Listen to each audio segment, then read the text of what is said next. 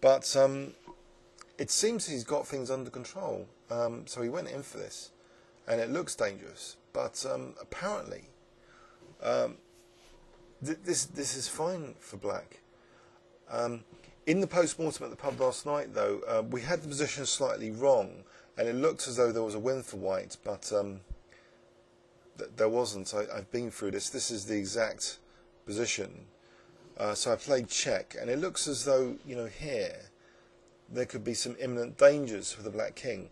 I mean, last night I was getting excited with just check, and then I thought, initially, that this is just winning, bishop e4. The thing is, although it threatens lots of things like bishop takes c6 and rook h8 mating, black can adequately just defend with rook takes g5 here, because then if check, then there's rook g8. So to my horror, I didn't think this was easy.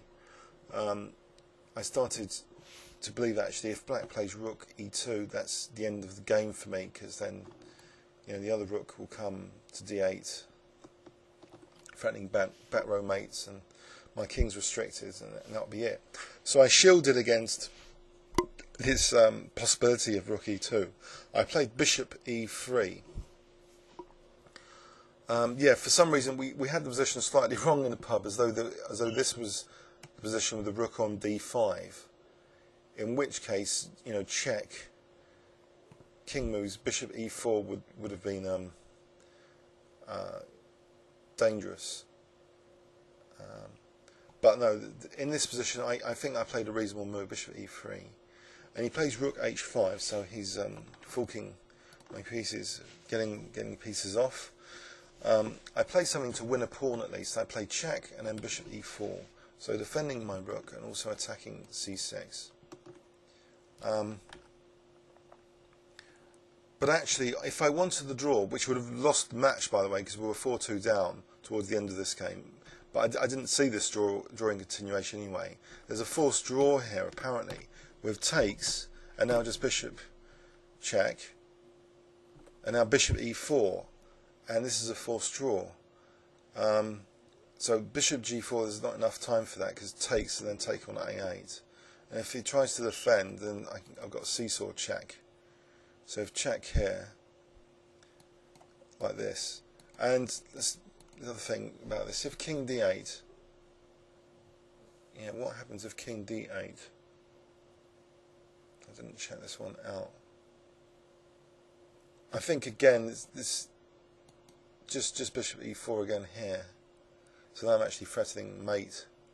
So again, I think it's just one of those positions where he can't get his rook out and he has to defend, keep defending, so it'll be perpetual defense. But I missed that, which is good actually, because we really needed to win this game. So check, bishop e4, so I'm a pawn down for the exchange, still a lost position now. But I thought I need to maximise my fighting chances here.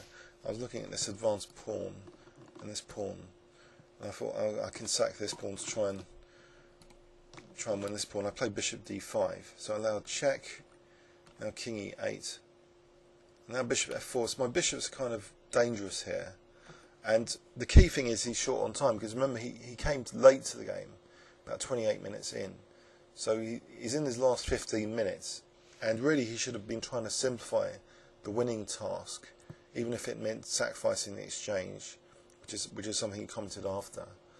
Instead, the complexity was held in the position somehow. After a4, rook b6, bishop e4, he plays check, and now he plays what I thought was a diabolical move, sort of move I would play in endgames, putting all my pawns in a row. He played c5, because now I've got bishop e3. So not only he hasn't won my a pawn yet, he's just allowed his pawns to be skewered. So rook a3, bishop c6, and now king c7, bishop goes to b5. I was starting to be a little bit optimistic here because of this slight overhead now he's created to defending these pawns on the skewering line.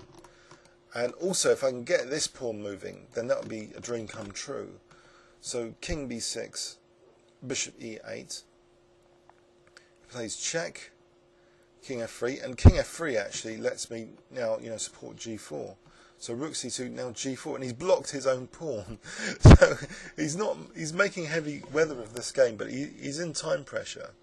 King c7, and now I get in my dream move g5, and the tables are turning. Earlier, no, actually it's coming up here, king d8. You see there's a point here that black has to blockade against g6. Now in this position, I can't play g6 because takes g7 looks as though I might be queening, but he just plays check, and then rook g2, and that's the end of that.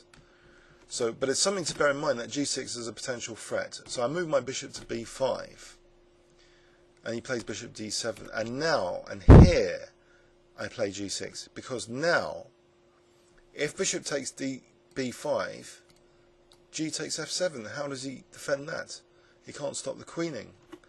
So he actually he took on g6, and I missed a real killing move here. If I give you 5 seconds to stop the video, or if you want to come back to the video, I'll give you a few seconds now. Can you see a really good move for white here? Okay, I'll give you 5 seconds starting from now.